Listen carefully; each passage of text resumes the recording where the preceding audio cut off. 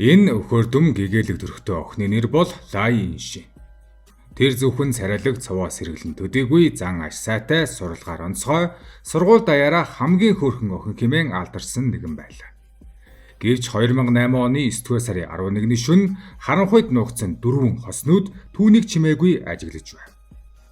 Хөөрхий залуу охин эцэстээ зилүүд газарт аимшигт байдлаар амнасаа алдаж цогцыг нь харуй бүрийд шатаасан байна. Энэ хэрэг тухайд Малайзийн Кулай хотод гарсан хамгийн цуутай сургуулийн охины хулгай аллагын хэрэг болж олон нийтийг цочирдуулсан. Өнөөдөр бид Малайзад гарсан цуутай хэргийн талаар дэлгэрэнгүй өгүүлнэ. Лай Иншин охин Малайзийн Жохор мужийн Кулай хотод амьдардаг байсан. Тус бүс нутгийн хүн амын 60% нь Хятад гаралтай бөгөөд Сингапураас ердөө 61 км зайтай. 2008 оны 9-р сарын 11-ний орой Лай Иншинд чиглэсэн хулгай барьцаалах хэрэг чимээгүйхэн эхэлжээ. Охин удаа хугацаанд гэртээ ирээгүй тул эцэг эх нь холбогдож чадаагүй улмаар цагдаад хандсан.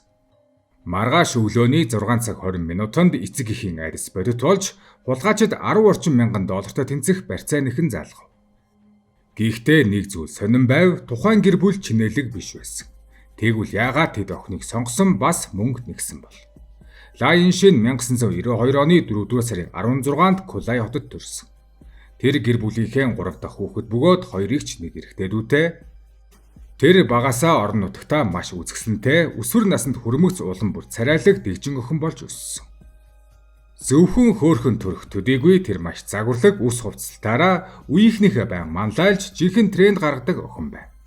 Үүний цацуу тэрээр суралгаарч шилдэг. Дунд сургуультай Кулай хотын шилдэг сургуулиудын нэг болох Султан Ибрагимийн дунд сургуульд сурч байсан. Лай Иншингийн сурлага тогтмол өндөр, хичээлж түүнд амархан мэд санагддаг байсан. Түүнчлэн тэр бүжиг туртай сургуулийн Диаболо багийн гишүүн идэвхтэй авьяастай нэгэн байлаа.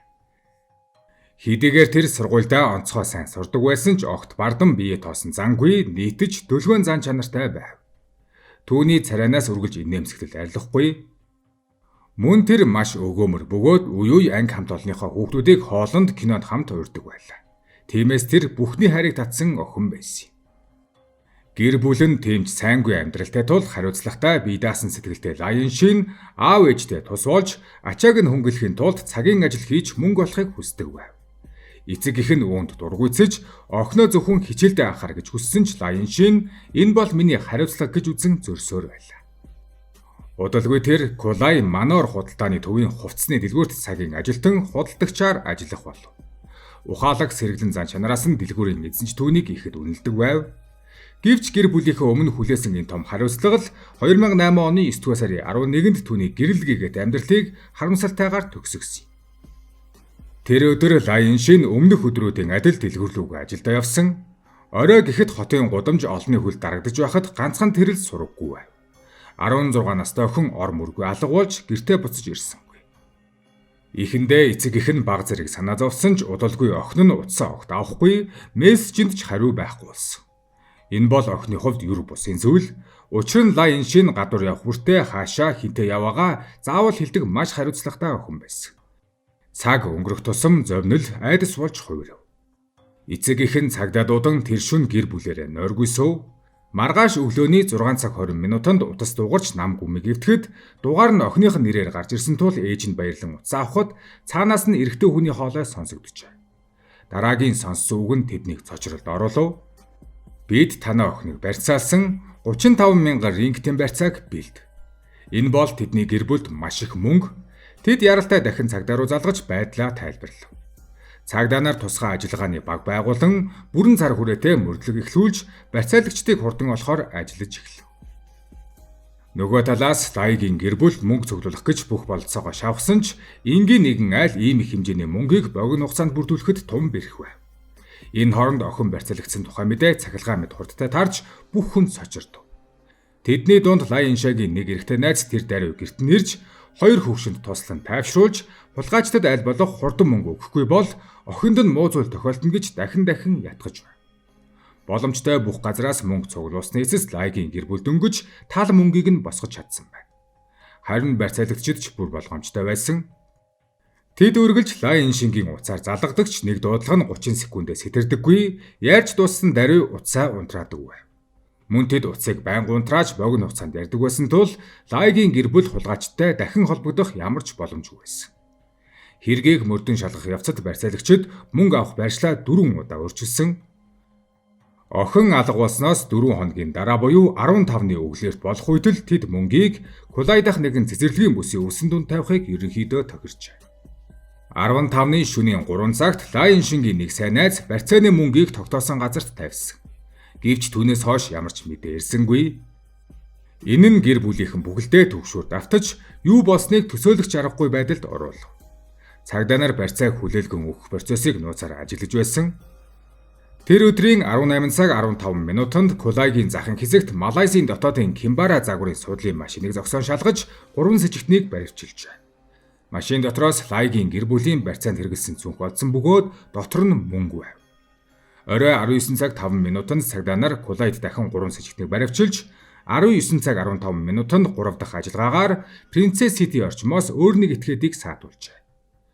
Мөрдөн байцаалтын дараа 3 хүн хэргийн оролцоог нь тогтоогдож суллагдсан бол үлдсэн 4 хүн хэрэгт буруутгагдсан. Тэдний нас 16-аас 22 насны хооронд байжээ. Буруутгагдсан 4 этгээд Тэ Ким Хонг 22 настай, Ля Шүнлүн 17 настай, Хуан Жинсүн 16 настай бол Хуан Жэвэч мөн 16 настай байжээ. Харин тэдний ахлагч бол насаар хамгийн ахмад Тэ Ким Хонг 22 настай. Тэд бүгд сургуулиас гарсан, өмнө нь эрүүгийн хэрэгт холбогдож байгаагүй, мөн бүгд Лайн шинг таньдаг байсан. Хамгийн цочирдом зүйл нь сэжигтнүүдийн нэг нь өмнө нь Лайгийн эцэг эхтэй хамт байж тэднийг тайвшруулж мөнгийг хурдан өгөхийг байнга ятгах байсан эрэгтэй найз нь байсан явдал. Түүний байнгын шахалтан гэр бүлийнхний сэрэмжийг төрүүлж цагдаа нарт түүнийг эртхэн сэжиглэх боломж олгосон байна. Мөрдөн байцаалт үргэлжлэхэд 4 сэжигтэн үннээ хэлж зүрх урагдтал гунигтай мэдээг илчилжээ. Лайн шин аль хэдийн нас орсон байлаа. Энэ нь охиноо амьд байна хэмээн сүүлчийн найдвараа барин гордож байсан эцэг эхийн итгэлийг бүр мөсөн нурав. 9-р сарын 17-нд тэд цагдаа нарыг цогцыг хайсан газар аваачсан. Энэ нь Кулай дүүргийн Принцесс Сити орчим зэрлэг өвс дүүрсэн хүн хөл бараг хүрдэггүй эзгүй талбай байсан. Төлбөрийн товчооны замын хажуугаас ойролцоо гол замаас 100 метрийн зайтай энэ газар хүмүүс бараг ирдэггүй, заримдаа эргэд хог хайдаг газар байсан. Цогцыг олсон газар аимшигтай дүр зурагтай байв. Олон хоног өнгөрсөн тул хүчтэй өмхийн үнэр үнэртж байлаа. Лайн шингийн цогцыг өвсөн дундаас олсон бөгөөд маш их задралтай доод бие хүн дээр түлэгдсэн нүүрэндэн ч мөн түлэгдэлтийн уулмөр байсан. Газар дээр ойролцоогоор 40 см гүн нүх олдсон ба гэмт хэрэгтнүүд цогцыг устгах гэж оролдсон байж болзошгүй гэж цагдаа нар үзжээ. Эцэг их нь хайртай охиныхоо энэ аимшигт төгсгөлийг хүлийн зөвшөөрөхөөс өөр аргагүй болов. Шүүх эмнэлгийн дүгнэлтэнд нас барсан хүн амьсгал богдож боомлогдсон 24 цагаас дээш хугацаанд байсан. Баригдсан өдөрт нь л хороосон байх магадлал өндөр. Дараа нь цогцыг шатаахыг оролдсон байна. Хамгийн жигшин зэвүүцмээр нь гэмт этгээдүүд охиныг аль хэдийн хороосон хэрнээ гэр бүлийнхнээс нь мөнгө нэгсээр байсан явдал. 4 сэжигтний гэмт хэргийн шалтгаан тухайн үед олон янзаар яригдсан. Зарим их сурвалж дурдснаар Лайн шин үзэсгэлэнтэй учир олон залуус түүнийг сонирхдог. Харин сэжигтэй 4-ийн нэг нь түүнд удаан хугацаанд шунаж хайрыг нь хүртэж чадаагүйдээ гомдолсон. Ингээд өөр 3 этгээдтэй нийлэн хулгай барьцааны хэрэг үйлдэхээр хувилсан байж болзошгүй. Үнэн дээр Лайн шин аль хэдийн нэг залуутай жил гаруй хугацаанд үерхэж байсан. Найз залуугийнх нь хэлснээр охин алга болохоос 1 сарын өмнө 22 настай нэгээр байнга залгаж мессеж өчиж түүнд дарамт үзүүлдэг талаар гомдолдог байсан байна. Энэ хүн бол уг хэрэгт оролцсон хамгийн ахмад сэжигтэн Тэ Ким Хонг байлаа. Лайн шингийн найз залуугийн хэлснээр охины нас залууч гэлээ бодлон төлөвшсөн юу буруу зөв гэдгийг ялгаж ойлгодог, амархан хуурддаггүй бас үргэлж тайван байдаг нэгэн байж. Ардаас нь хүмүүс гүйхэд Лай охин ийм асуудлыг сайн зохицуулж чадна гэж итгэдэг байсан ч нөгөө тал нь ийм хэрцгий үйлдэл хийнэ гэж зүудлээчгүй. Найз залуу нь гүнээ харамсаж хэрвээ анхааралтай бодсон бол алуурч нь өөрсдийг нь болон найз охиныг нь таньдаг хүн гэдгийг таах боломжтой байсныг хэлсэн байдаг. Түүний хэлснээр Тэ Ким Хонг өмнө нь үсчин хийж байсан мөн сэтгцийн асуудалтай экс найз охиноо зоддог байсан гэх яриаг өмнө нь тэр сонсож байж. Эхэндээ гэмт этгээдүүд Лайгийн ээж рүү нь мөнгө нэхэн залгаж байсан бол дараа нь найз залуу руу залгаж мөнгийг хурдан төлөхийг шаардаж эхэлсэн. Найз охиных нь утсан дээр түүний дугаарыг хонгор гэж хадгалсан байсан учраас алуурчин залгахдаа түүнийг нэрээр нь шууд дуудсан нь мэддэг хүн гэдгийг илтгэж байна. Энэ үед л найз залуу нь энэ хэрэг танил хүнээр үлдгэсэн байж магадгүй гэж тэр сэжиглэжээ. Дараа нь Лай Иншингийн найз залуу Лайгийн гэр бүлийнхэнтэй хамтран мөнгө цуглуулахаар идэвхтэй ажилласан. Тэр кредит карта дуустал нь ашиглаж найз нөхөд хамт ажиллагаснаас мөнгө зээлсэн ч эцэст нь найз охиноо 9 минут буцааж авч чадаагүй. 2008 оны 9-р сарын 24-нд Лай Иншингийн цогцыг оршуулах ёслолын дараа чандарлаж тавилаа. Чандартай хамт цагаан даашинзуулан бүжгийн гутлыг нь тавьсан байна. Энэ даашинзыг түүний найзууд амьд байх үед нь бэлгэлсэн бөгөөд бүжиглэх дуртай охинд сүүлчийн замд нь хамт байгаасаа гэж тэд хүссэн байна. Зургийн тавцан дээрх гэрэл зураг нь гөлөгтэй хамт агуулсан охины хамгийн хайртай зураг нь байлаа. Энэ зургийг өнгөрсөн жилийн эцсээр гоо сайхны компани зураг авалтын үеэр дарсан бөгөөд тэр бээр хөнгөн бодолттой инээмсэглэн гарсан байдаг. Оршуулгын өдөр Лайгийн гэр бүлийнхэн сургуулийн багш нар болон олон тооны анги хамт олон ирж салах ёс гүйцэтгсэн бөгөөд бүгд уйлаад нүд нь улаасан байна. Дараагийн өдөр нь буюу 9-р сарын 25-нд 4 сэжигтнийг албан ёсоор хулгай аллахын хэрэгээр ялдагдагчаар татлаа. Гэхдээ хэрэгт насанд хүрээгүй хүмүүс оролцсон тул хуулийн ажиллагаа маш төвөгтэй болж хэргийн шүүх хурал 2010 онд Жохорын дээд шүүхэд албан ёсоор эхэлжээ. Дөрвөн ялдагдагч Малайзийн эрэгүйн хуулийн 302 дугаар зүйл буюу аллах хийсэн гэж буруутгагдсан.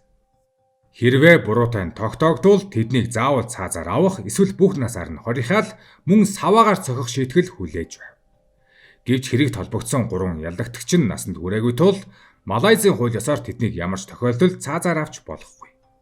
Өөрөөр хэлбэл буруутай тогтоогдсон ч тэд зөвхөн тодорхой хугацааны хорих ял авах боломжтой байсан. Хэрэгт буй нотлох баримтыг хянсны дараа шүүгч мод дээр нотолгой хангалтгүй гэх үндэслэлээр 16 настай Хонжавэг Гимбурууг гэж үзэж түүнд өөрийгөө хамгаалах шаардлагагүй хэмээн мэдэгдэн 2010 оны 11-р сарын 25-нд түүнд цагаатгах шийдвэр гаргав. Харин үлдсэн 3 ялдагдагчийн хувьд хангалттай нотолгой байгаа гэж үзсэн тул тэд өөрийгөө хамгаалан мэдүүлэг өгөх ёстой болсон. Хоригдлуудын өмгөөллийн үеэр ихний ялдагдагч Тэ Ким Хонг хэрэгээ шүүхтэр бүрэн үгүйсгэж хэргийн өдөр нэг найз нь түүний машиныг зээлж авсан гэж мэдүүлв. Тэр машин нь цагдаагийнхны хураан авсан Малайзад үйлдвэрлэсэн Кимбара маркийн суудлын машин байсан. Түүний хэлснээр 2008 оны 9-р сарын 11-ний өдрийн үдээс хойш 2 цагийн үед Ван Жан гэх нэгэн хүн түүний ажилдаг үсчний газарт ирж найз охиноо Жохор бар руу дэлгүүр хийсүүлэх хүсэлтэй тул машиныг нь түр зээлээд явжээ. Өнөө хүн шөнийн 12 цаг хүртэл машиныг нь хэрэглэсэн байна. 9-р сарын 12-ны өглөө 10 цагт ажил руугаа явахын өмнө тэр жолоочийн суудлын доороос нэг гар утас олсон нь Лай Иншиний нас барахаас өмнө ашиглаж байсан утас байж. Утас дотор SIM карт байгаагүй тул тэр утсыг өөртөө авч үлдэхээр шийдсэн гэж мэдүүлсэн. Дараагийн өдөр нь тэр бусад 3 ялдагдагчтай уулзаж утас олсон тухайгаа хэлээд мөнгө болгох санаагаа илэрхийлв. 17 настай Ля Шунлүн өмнө нь сайн танил гар утасны дэлгүүр байдаг гэж хэлсэн тул 4 хүн хамтдаа утсыг тухайн дэлгүүрт зарж авсан мөнгөөрөө 4 шинэ SIM карт худалдан авчээ. Тэр цаашлаад цагдаа байцаалтын үеэр өөрийг нь цахилгаанаар цохиж толгойг нь усанд дүрж занал хийсэн тул эцэст нь худал мэдүүлэг өгөхөөсөөр аргагүй болсон хэмээн хэлсэн. Бусад 2 ялдагдагч гисэн Лай Иншингийн хулгай аллагад оролцоогүй гэж мэдүүлсэн. Бас 16 настай Хуан Шүнсинч мөн адил цагдаа нарын дарамтанд орж зодуулж байж Гимбурууга хүлээхэд хүрсэн гэж мэдүүлв. 3 ялдагдагч өөрсдийгөө буруугүй хэмээн цайруулахыг оролдсон ч нотлох баримтууд тэдний өмнөөс дуугарч үнэн ялсан. Цагдаа нар хамгийн Ахмад 22 настай Тэ Ким Хонгийн машинаас Лай Иншингийн 2 ширхэг үс мөнгө шилжүүлсэн үед хэрэгэлсэн ууд түнчлэн охины гар утсыг олсон нь 3 этгээд хөдлөшгүй хэрэгтэй холбоотойг илтгэв. Мөн тэр машинд 2 ширхэг тахилгын уталгын мод 9 ширхэглээ. 3 бурхны сахиус байсан нь тэд хулгай хүний амь хөнөөсөн амьсгалт хэрэгээсээ болж хитрхи сандарч өмж байсан гэдгийг харуулж байна. 2011 оны 2 дугаар сарын 21-нд шүүгч 3 этгээдийг хүн хулгайлсан хүн амны хэрэгт буруутай гэж тогтоов. Шүүгч ялдагдагчид маш залуу насндаа ийм ноцтой хэрэг үлдчихэд өчүүхэнж өрөвдөх сэтгэл гэмшилгүй байгааг онцолсон юм. Нотлох баримтыг устгахын тулд Лай Иншинийг зэрлэгээр шатаасан. Энэ бол хүн чанаргүй талигач болон гэр бүлийнхний зовлон шаналлыг өчүүхэнж бодоогүй үйлдэл гэж шүүгч хэлсэн. Хуулийн хүрээнд тэд хамгийн дээд читгэл авах ёстой боллоо. Ингээд Ля Шунлүн Хуа Шүнсин хоёрыг насанд хүрээгүй байсан учраас цаазаас мулталж Жохорын султааны шийдвэрээр насан туршийн хорих ялыг оноо. Харин ихний ялдагдагч 22 настай Тэ Ким Хонгод цаазан ял оноосон. Цаазын ялтай учир хэрэг автоматар давж заалдах шатанд шилжсэн. Гэсэн ч гуруулаа шийдвэрийг сонсоод тун тайван ялангуяа Тэким Хонг сэтгэл хөдлөл огт илэрхийлээгүй. Лай Иншинийг алагдсанаас хойш охины ээж нэг ч удаа шүүхийн хурал таслаагүй. Тэр охиныхоо төлөө шудрах шийдвэр гаргуулах нь өөрийнх нь хийж чадах хамгийн сүүлийн зүйл гэж итгэдэг байв. Лайгийн гэр бүл шүүхийн шийдвэрт сэтгэл хангалуун байлаа. Ядчил алуурчин хийсэн үйлдэлийнхээ хариуг авлаа гэж тэд хэлсэн. Харин Тэким Хонг 2013 оны 5 дугаар сар, 2015 оны 12 дугаар сард 2 удаа давж заалтаж, цаазаас зайлсхийх гэж оролцсон нь хоёуланг нь холбооны шүүх няцаасан. Ийхүү хэрэг дуусч зөвхөн цааз гүйцэтгэхийг хүлээх л үлдсэн мэт санагдаж байв. Гэвч олон жилийн дараа бүхнийг өөрчилсөн том өөрчлөлт гарч иржээ. 2023 оны 4 дугаар сард Малайзийн засгийн газар цаазын ялыг заавал онох журмыг хүчингүй болгож, бүх насаараа хорих ялтай хүмүүсийн ялыг дахин хянах тогтолцоог баталсан. Үүний үр дүнд 1000 орчим цаазаар авахулан бүх насаараа хоригдох ялтай хоригдлууд ялаа дахин хянуулах боломжтой болсон юм. Тэким Хонг ч энэ хугацаанд цаазлуулаагүй байсан тул мөн хуульд нийцүүлэн хүсэлт гаргажээ.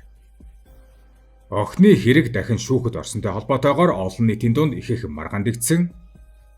Тэким Хонгийн өмгөөлөгчийн үзснээр шүүхийн шинжээч Лай Иншинийг шатхаас өмнө нас барсан үхлийн шалтгаан нь боомлолт байсан гэж тогтоосон. Харин цогцыг шатаасан нь мөрдөгдөх баримтыг устгах зорилготой байсан бөгөөд хохирогчийг шатааж тамалсан хэрэг биш юм. Нас барахын өмнө түүнд хүчирхийлэл буюу тамлалт үйлдсэнгэх нотолгоо огт байхгүй. Хүнийг амьд дээр нь шатааж алах болон цогцыг буюу нотлох баримтыг устгахын тулд шатаах гэдэг нь хоёр өөр зүйл гэж. Хэрэг гарах үед Тэким Хонг залуу туршлагагүй байсан бөгөөд гинтийн зочрол уур хилэнгийн улмаас гинт хэрэг үйлдсэн гэж өмгөөлөгч нь тайлбарлав. Ийм хэрэг ховор биш бөгөөд хамгийн ноцтой төрөлдөж тооцогдохгүй. Хүн цагдан хүмүүжих боломжтой бол цаазын ял оноох ёсгүй. Тэким Хонг өөрийн үйлдсэн энэ хэрэгт ихээхэн гимшиж, хохирогчийн ар гэрт уучлалт хүссэн гэж өмгөөлөгч нь мэдэгдэв. Гэвч Лай охины гэр бүлийнхэн үүнийг эрснээ цаав. Тэдний хэлснээр шүүх хурлын үеэр 3 яллагдагчийн гэр бүлтэй уулзаж байсан ч тэднээс хизээч уучлал сонсож байгаагүй. Харин эсэргээрээ гүн өшөө хорсолтой мэд ширүүхэн харан ямар ч гэмшлийн шинж гаргаагүй гэж. Хэрвээ хуучин шийдвэр хэвээр үлдвэл Тэким Хонг 20 ангиас 20 хэдэн жилийн дараа суллагдана. Энэ нь Лай охины гэр бүлийнхэнд өшөө авах аюул занал нүүрлэхгүй гэж айдсыг төрүүлж байв. Тиймээс тэд хууль зүйн бүхэл аргыг ашиглан давж заалтаж цаазын ялыг сэргээхийг шаардан тэмцжээ. Тэдний хувьд охиных нь амийг тийм хэрцгийгээр хөнөөснийх нь давхад бэрх байхад шийтгэлийн өөрчлөлт нь тэдэнд дахин нэгэн хүнд шарах сорив мэт санагдаж байлаа. 2024 оны 5 дугаар сарын 16-нд холбооны шүүхийн 3 шүүгч прокурор болон Тэким Хонгийн өмгөөлөгчийн тайлбарыг сонссны дараа 15 минутын зөвлөгөөн хийж түүний хүсэлтийг баталж түүний цаазын ялыг 40 жилийн хорих ял түнчлэн 17 ташуурдуулалт болгон өөрчлөв. Ялын хугацааг 2008 оны 9-р сарын 15-наас эхлэн тооцсон. Тэким Хонг цаазаас мултарсныг мэдсэн даруйд Лайгийн гэр бүл маш их уурлаж бухимдсан. Тэдний хэлснээр хэрэгтэн үнэхээр хүнд 2 том гэмт хэрэг үйлдсэн бөгөөд ямар ч хүний нүдээр харсан тэр хүн цаазаар авахлах нь зүй ёсны зүйл байлаа. Тэд бас яагаад өнөөг болтол цааз гүйцэтгэдэггүй байв гэдгийг ойлгохгүй байгааж тэдний өмгөөлөгч нь өмнө нь хэлэхдээ давж заалдаад байсан ч 8-9 жилийн дотор багтж шийдэгдэнэ гэж хэлж байсан ч одоо 16 жил өнгөрөө зогсохгүй ялыг нь шууд хугацаатай хорих болгон хөнгөлсөнд тэд бүрч цочирдсан байна. Гэвч харамсалтай нь шийдвэр ингэж гарч урт удаан үргэлжилсэн шүүхийн процесс дуусч алуурчин цаазын ялаас мултарсан ч урт удаан 40 жилийг шоронд өнгөрөх юм а.